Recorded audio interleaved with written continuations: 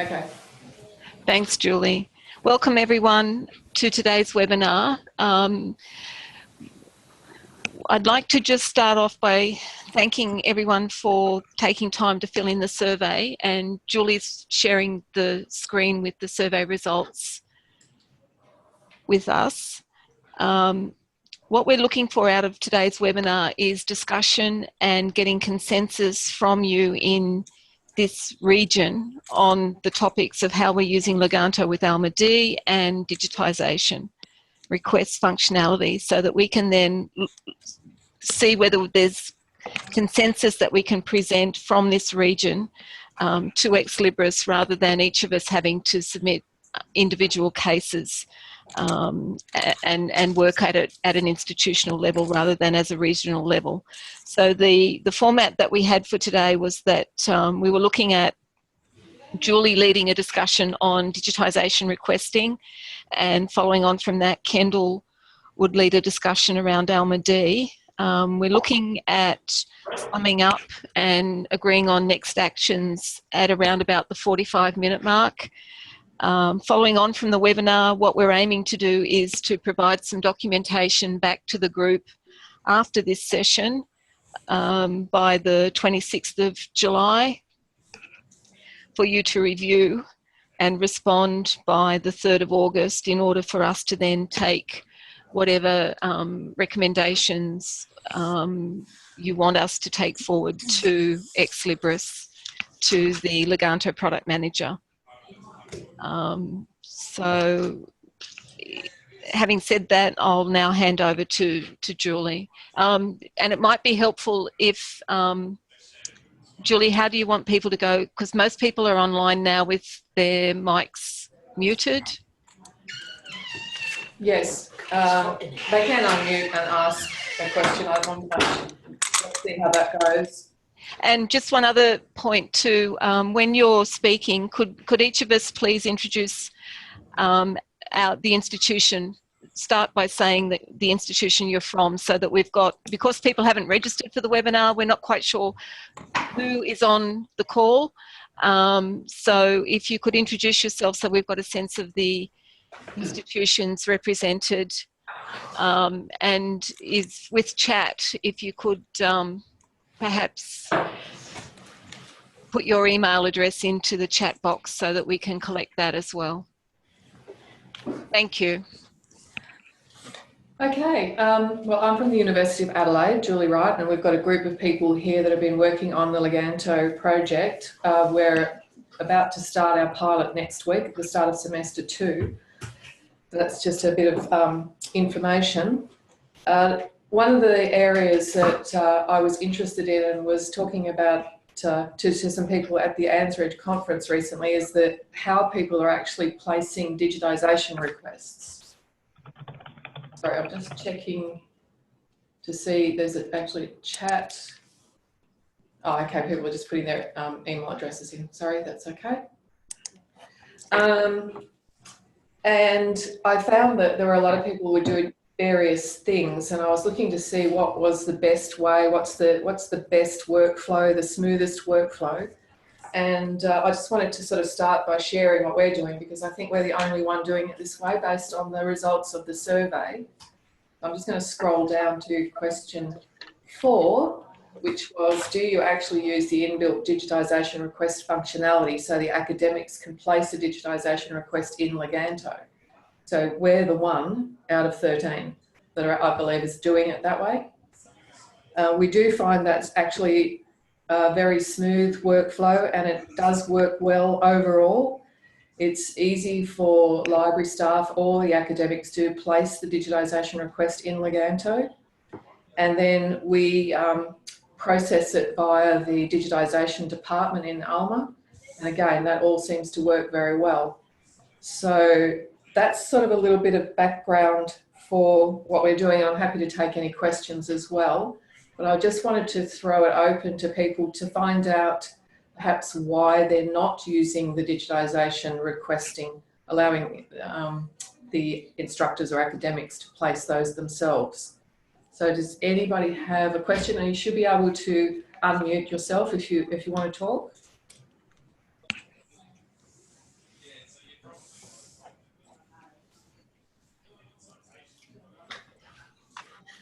Meredith from the University of the Sunshine Coast. We actually trialled that functionality from Leganto, but what we were finding, because our processing staff were at our main campus, if the request was set from or requested from Leganto, it actually picked the first copy to put the request against, and it wasn't necessarily the copy that was at the library where the scanning or the staff who were doing the scanning. So there was no way we could control which actual copy the request went against. So that's why we've stopped using it. Right, and I think that comes down to the general way that Alma works with requesting. Yes. So whether or not that's some sort of recommendation to put forward, but we're in the same situation, I think, and we just allow it to go against whatever copy, and then if it has to go into transit to where our group are that's managing the digitisation requests, then we just do that.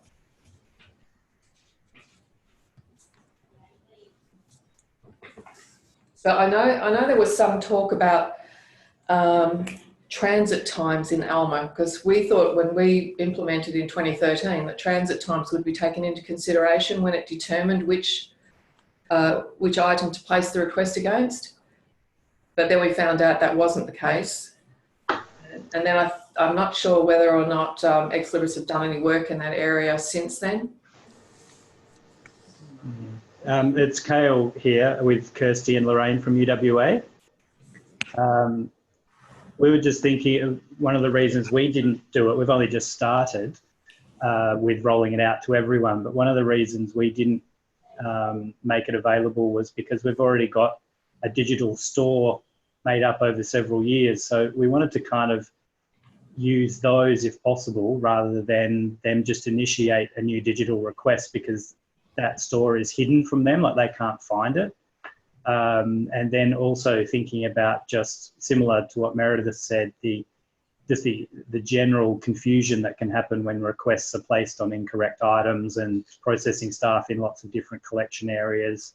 And really a way for us to be able to see, is there an alternative? Like, could we buy an ebook for that particular item rather than digitise a chapter? So it kind of gives us a way to look at all the options to start off with, and then kind of consider it maybe after next year and look at, well, you know, is there something we could do? Okay.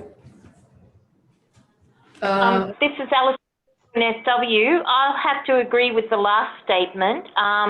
We also didn't implement it. We used the digitisation tag because our first thing is to say, we're not going to give you the digitisation because it's available as an ebook.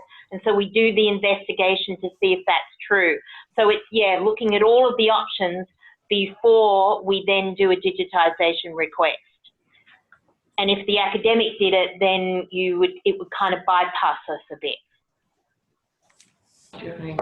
Yeah. Hi, Julie. It's Philippa from CSU. I just pretty much want to agree with, I think it was Kale, and also from UNSW. It's exactly the same reasons, really. We have a repository, so the digitisation may already exist, but even more importantly, we're trying to minimise the digitisations and move towards as many commercially resources as we can manage. So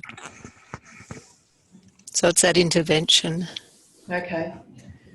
It's Linda from Curtin. We're simply, we want to migrate our existing repository into Alma-D, and so we're waiting for the August release so that we don't have to attach our electronic digitisations to a physical item. Hoping that's not too left of field for anyone. We haven't done much investigation yet.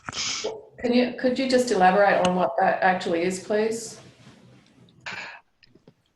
The August release that you mentioned, that you don't want to, did you say you don't want to put a digital representation on the same bib as a physical item?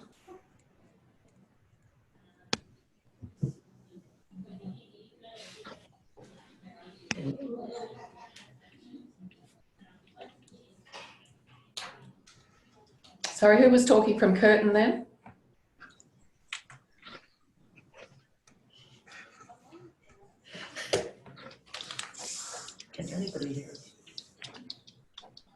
No, I'm not getting any response there. I was just curious to know what was happening with that August release that was mentioned. It's Linda. Oh, Linda, thank you. Yes, sorry. Yes, no, we understand in the August release that Alma-D will allow you to create an electronic representation and not attach it to a bib. But we're doing a lot of work with Alma-D at the moment, so we're moving fairly slowly in lots of areas. But we'd like to see what that looks like before we worry about migrating our existing repository over. Yeah, it's Cal from UA here.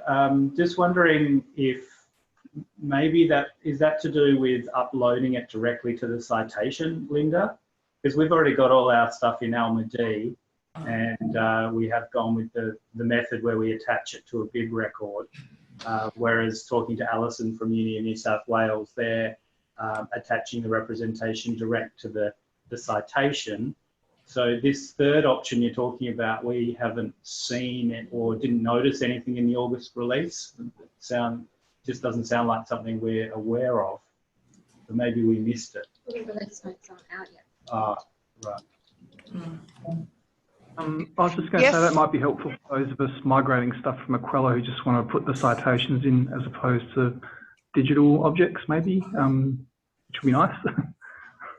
And you hear if that's me? true. But... Yeah. Sorry, if you can hear me. Certainly what we believe Daniel Greenberg told us recently, but I'm happy to A, be wrong, or B, have that rechecked. Yeah, so did you actually see it in the release notes, or is this something they told you and it hasn't actually come out yet in release notes? That's right. It was something we were actually told by Ex Libris. Ah, okay, interesting. Yes, but I'm happy that that isn't going to be in the April or August release, but I'm certainly hoping it's going to be in an upcoming release, if you know what I mean. They told us August, but I'm happy that they've bumped that and we weren't aware of that. See, I suppose what we were doing before was we would create a separate bib record for that extract and just attach the digital representation to that extract. So it wasn't attached to a physical item. So I'm kind of wondering what they're really meaning, because there are already ways to do that. So yeah, if it's another solution, it would be interesting to see, and could be annoying because we've already just gone with a different solution. So we'll find out anyway. Thanks, Linda. Yes. Please don't let me distract your conversations, because we are looking at a lot of things right now. Yeah, for sure. That's okay. I just wanted to get a little bit more info on that one. So thank you. I think just commenting on a few of it sounds like a few people are looking at not using the digitisation functionality in order to moderate the requests for various reasons. And I just wanted to say, like we had thought about that as well, and we do kind of moderate it, but we allow the digitisation request to come in anyway. And if we decide that it should be linked to an electronic record, or we're going to purchase it, or we may actually do that as well. We also are currently using Aquella. That will be retired at some point, so we won't have it to look at. But at the moment, we are checking it, and we're just accepting, because we're only in a pilot phase and we've only got 16 reading lists. I guess we decided that that was okay to do. We'll have to decide what we're going to do next year, but we do find the digitisation workflow to be quite good, except that if you're right, if you do allow them to place the digitisation request, then it does come in, people do collect stuff from the shelf, then the course readings team that we're processing those look at it and assess, and it may just go back to the shelf or back into transit. Is that pretty much right, Matt? Yeah. So as I said, for the small number that we've got at the moment, we felt that that was fine. And we were already using the patron digitisation requesting. So to have this as well, we just have staff go to the shelves a couple of times a day and get everything that's needed for various reasons. And then when they come back and scan them in, then they're processed accordingly. So, so I gather that most people, if they're not using that digitisation functionality, they're actually using perhaps tags and notes or some way like that for the request to come in, and then the staff look at those tags and decide what to do. Would that be correct? This is Peter. UNSW here. Yes, that's correct. We said we were going to be pretty strict with our academics, that if they didn't use the digitisation tag, we weren't going to digitise anything for them. However, there are very polite notes that come in to us asking us, so we do listen to those as well.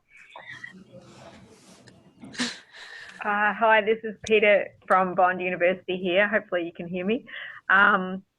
We're using the tag method as well. Being such a small institution, only 2 libraries, and pretty much if something's held in the law library, then it's not yet generally in the main library and vice versa, then the whole digitisation request process kind of doesn't really make much. And the fact that both libraries are within, 1 minute's walk of each other, it seemed to actually complicate the process more than we would need it to be using that digitisation request. So the tags pretty much are it for us. Okay. Yeah. Okay, so from anybody on the call, I mean, would there be any enhancements or things that we could propose as a group to improve the workflow in that area? Maybe aside from fixing the actual requesting workflows, maybe? Yeah, that would be in terms nice. of logic and how it picks that first copy and everything else that goes with it. Right, yep. This is UNSW here. Sorry, I'll stop and let the other person speak. Sorry, Alison. It's Kirsty from UWA here. And one thing that we would really like to see is if we've completed a citation and then the academic decides that they want a digitisation and they add the digitised tag, there's no way for us to see that that's been applied because the status of the citation doesn't change. Right, yeah. Because we're relying on the tags, that would be something that would be really helpful for us. I'm just So thinking. Renee from Flinders. Yeah. So would that be something like we get an alert when a topic coordinator adds a tag? Could that be a feature that would be beneficial then? Yes, or it's considered an edit to the citation, perhaps. And then if there's a change made to a citation after it's been set to complete, it might update to a different status, perhaps, something like that. I can see that helping. But you wouldn't want it to do a recalculate as part of that, I would guess. No. No, it's just a tag that, yeah, you're looking for a status, I guess, to change it to if it's already completed. Yeah, just a status to flag that we might need to check it and see if any further action needs to be taken. Okay. This is UNSW again, Alison. Just probably more generally about tags. One of the things that I think would be helpful is that if someone adds a tag, you have to manually go in and remove it if that's what you decide to do. It would be nice if there was more global functionality with tags. So maybe at the end of session, you could ask to have tags globally removed, or you could update a tag to globally to something else. Everything with a tag at the moment is individual tag, individual citation. Yeah, we certainly have found that with tags, that having to add them, remove them, although I think our staff are doing it through Leganto because it's easier rather than doing it in Alma. Philippa from CSU, in actual fact today we've just been testing whether if you associate the list with a new course, whether the tags stay, because there was a concern that a number of lecturers, if they're rolling the Leganto list over for a new course in the following session, they in fact want those tags to stay, and they want us to realise that they still want items. You know, in this case it was for physical reserve, but it's the same thing, the tag. So it sort of varies for the function of the tag, actually. Okay, I think we'll get together. Kendall and Sue and I'll get together and document those few suggestions, and then put something out to the list in response to this call, and see where we go from there. I think. So I think I've used up my part of the call. So I think this kind of all combines in together, and I think it's a little bit about what Linda was saying from Curtin about this August change.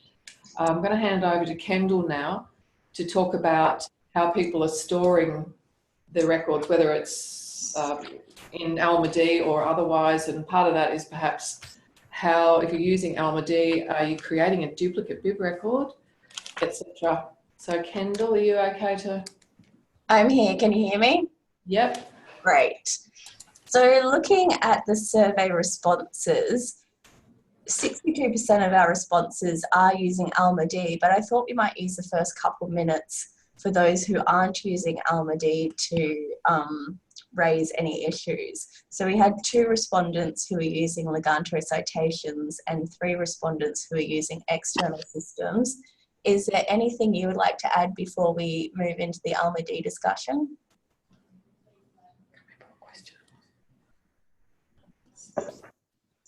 This is UNSW here. So you're asking for if there was anything that we would like to see happen? Yes. Yeah. So and as I said, we swapped from Alma-D to adding it to citation. What would be helpful is to have the ability to have the attachment not displayed if we so decide. It is particularly helpful for government documents and things like that, where we at least want to hold on to a copy of it, but we get the people going to a website. That's probably the main thing when it comes to attachments.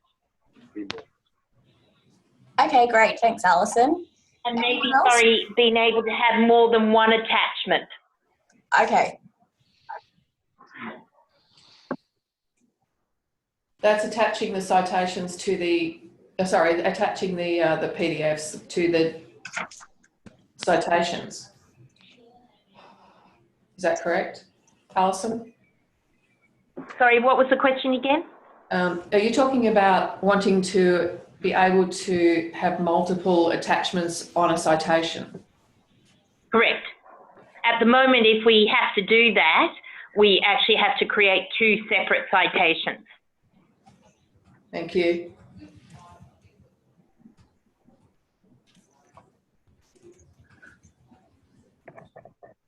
Okay, well, our other 8 respondents who responded that they are using Alma-D. For those 8 customers who are using Alma-D, we had 5 of them not displaying items in Primo and 3 who did. That's definitely one of our major concerns around how we use Alma-D, the ability or lack of ability to control how it publishes out to Primo. I'd like to open up the floor and see what your feelings are around this.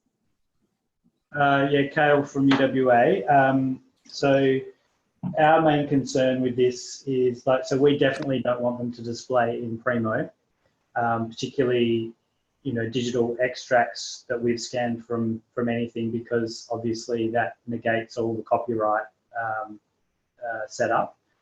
So we were really surprised with this, because we were given kind of a bit of a misleading information, we thought, from Ex Libris about that it was going to be very simple and that it would be simply, you know, a matter of suppression or managing the digital representation.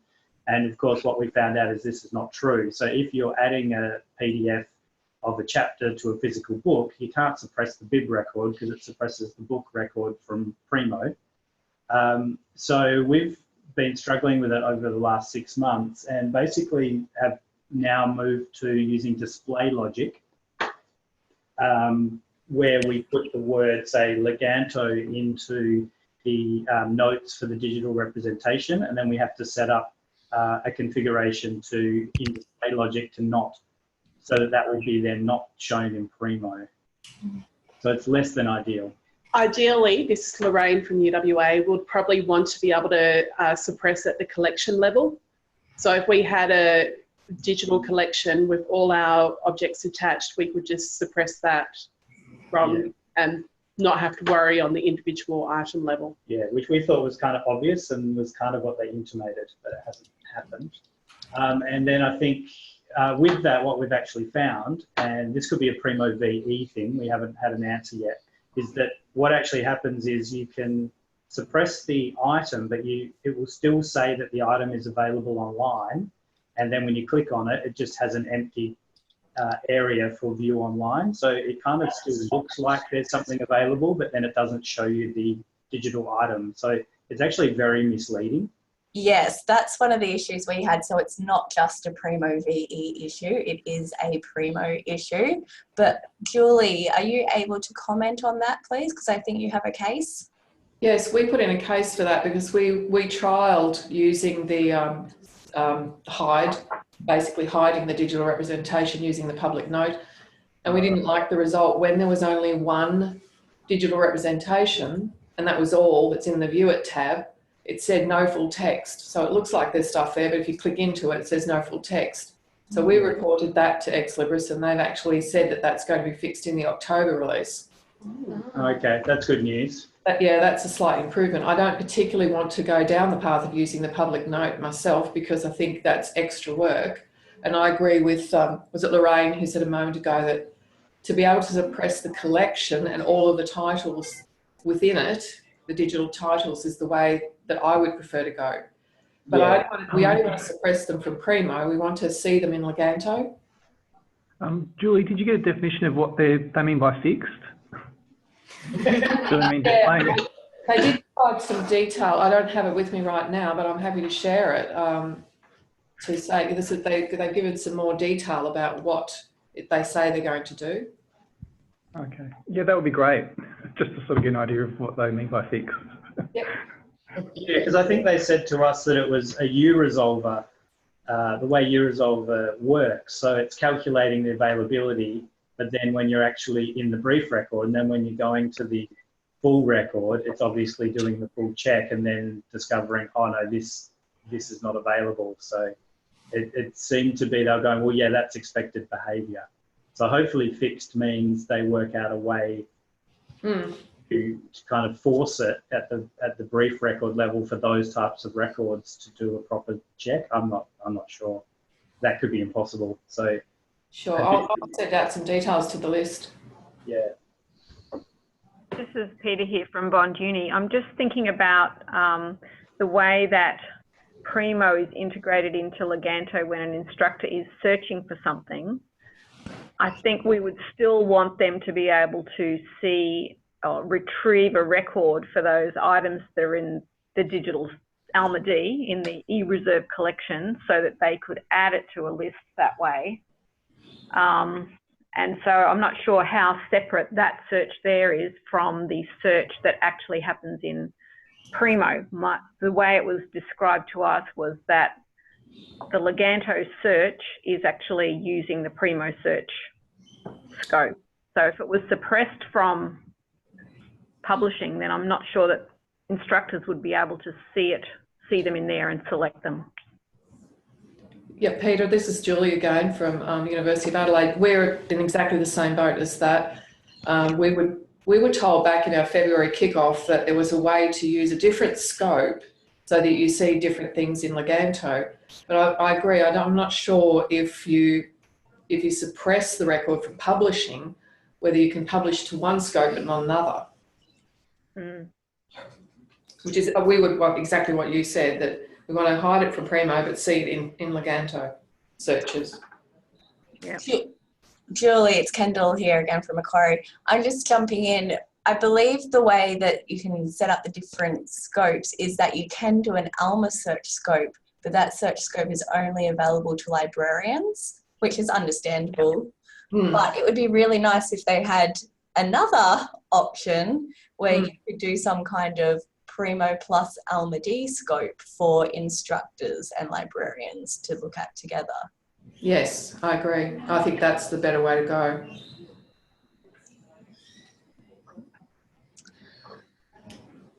All right. Well, one of the reasons one of the factors around us deciding us not publishing to Primo was also decided upon how we were storing the Alma-D representations against bib records. And I can see that we have a bit of a mix between our respondents. 62% do attach the representation to existing bib records, but the other 38% attach the representations to duplicated title level records. Does anyone want to discuss that? It's Julie from Adelaide. We didn't want to create duplicate bib records, so we decided to attach the digital representation to the same bib as the physical items. But the only reason we can do that right now is because we aren't publishing any Alma-D records to Primo. We're not using Alma-D for anything else. So we know that that's not an ongoing solution if we end up wanting to use Alma-D for other collections. But that's what we're doing right now, because it seemed like a lot of extra work to duplicate the bib records, suppress that, add the digital representation to that, etc. This is Amelia from RMIT. At the moment, we do publish our Alma-D records to Primo.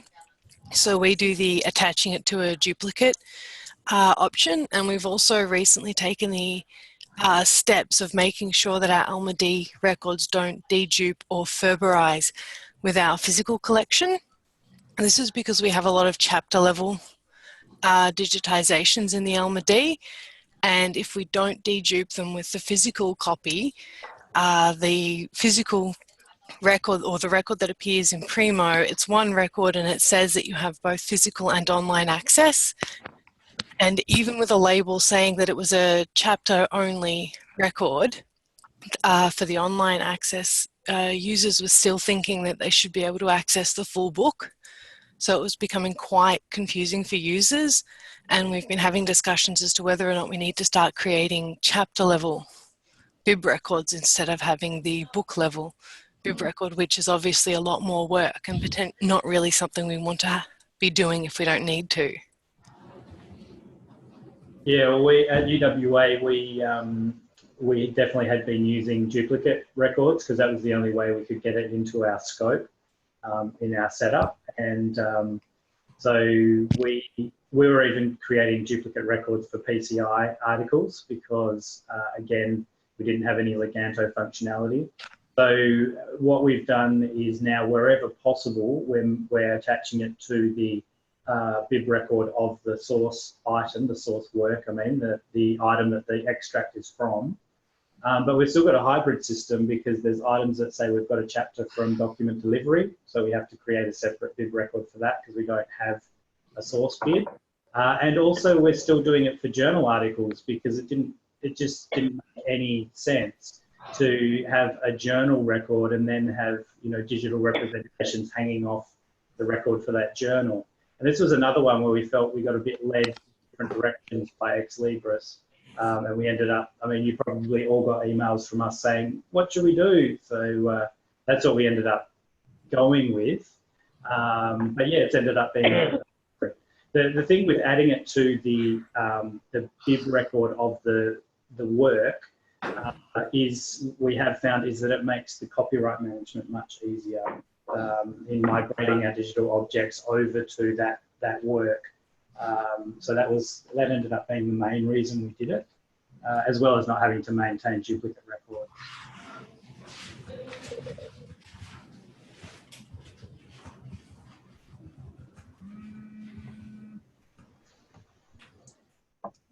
So you raised a point with the document supply items that you don't own. Does anyone want to talk about their concerns around having these records for items you don't own, and if and how you publish that to Primo or not? This is Julie from Adelaide. I can talk a little bit. We haven't done much testing with the document delivery requests yet, but we use Relay, which is fully integrated through NSIP with Alma, So when the records, when the information comes in via relay, it creates the bibliographic record in Alma, and it's a suppressed bib record, so it doesn't get published at all to Primo. But I don't know that we've really done an ILL request for a course reading yet.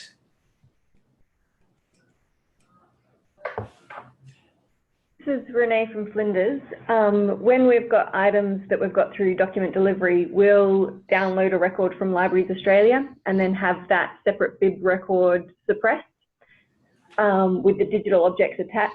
So our acquisitions department knows if we're then buying the book that is one of the Leganto collection items. So they'll then get a separate bib record for their own processes. So that's how we're managing it at the moment.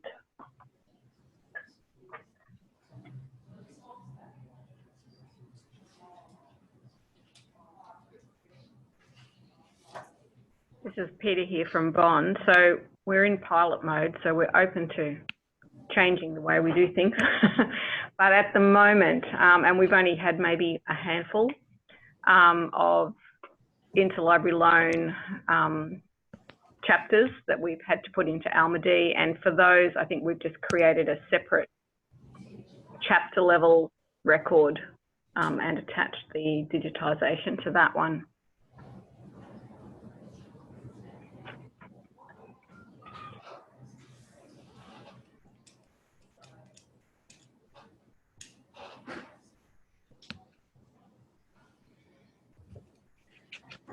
If there's nothing else to raise, does anyone want to propose solutions?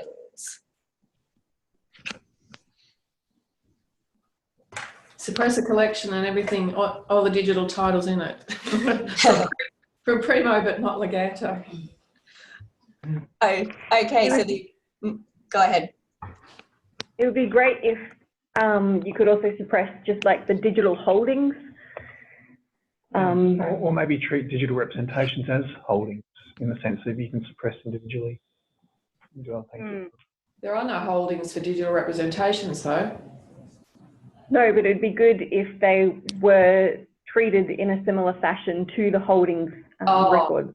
Oh, so there's still got the 3 layers. You've got the bib record, the representation record, and then you've got your actual object record. So it'd be good if you could suppress from the middle layer down. Yep. Yeah, if there was the ability to select a suppressed from discovery on individual representations and not have to use display logic rules, that would be good, because at the moment I see display logic rules as a workaround. Yeah.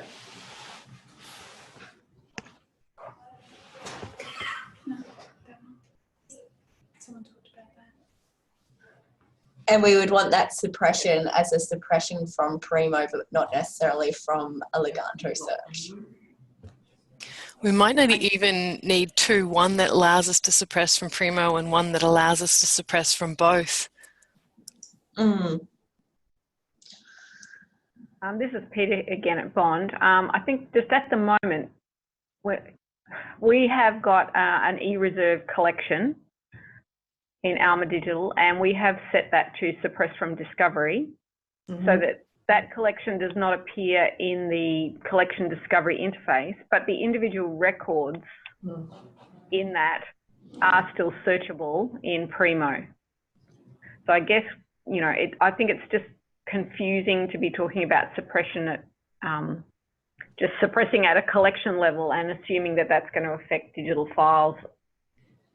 Yeah, and it may come down to the structure of the way that collections are a sort of a way of grouping those records together while you still have a bib and a digital representation and the file. Yeah.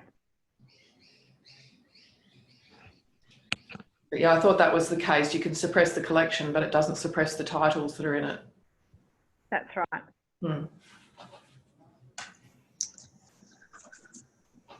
All right, well, if there's nothing else to add from the Alma-D side, I guess we can move back to Sue. Okay.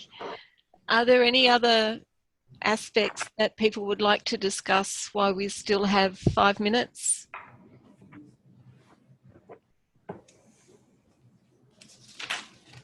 Okay, so what we might do is just to go back over the timeline that that I mentioned at the beginning of the call. We'll write up, the recording will be available afterwards for download from the ANZREG website in the repository there. We've captured the chat with your email addresses, so we've got that available as well when we write up the summary of the call and the actions we're taking to send that back to you by the 26th of July, with the aim of getting that to Ex Libris for your sign off by the 3rd of August and to Ex Libris by the 9th of August. Are there any other questions before we wrap up?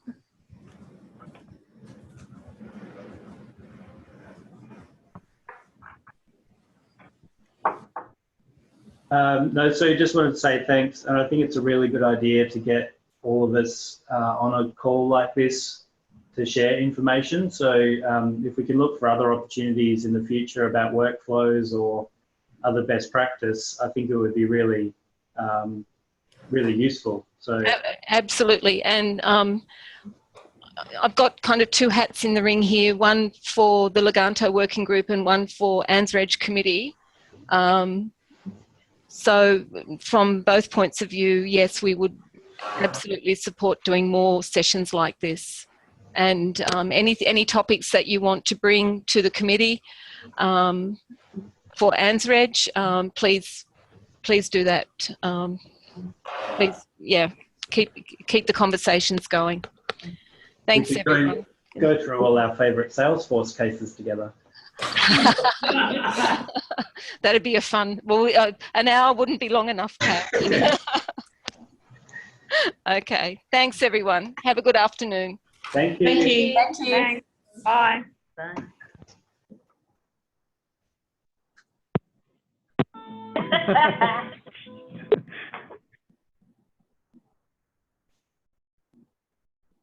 Are you still there, Julie?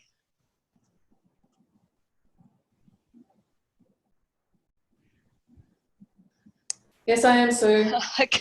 Sorry, I muted myself because I was looking to see whether I could actually capture the chat. Sorry, I'm just going to stop the recording. You can.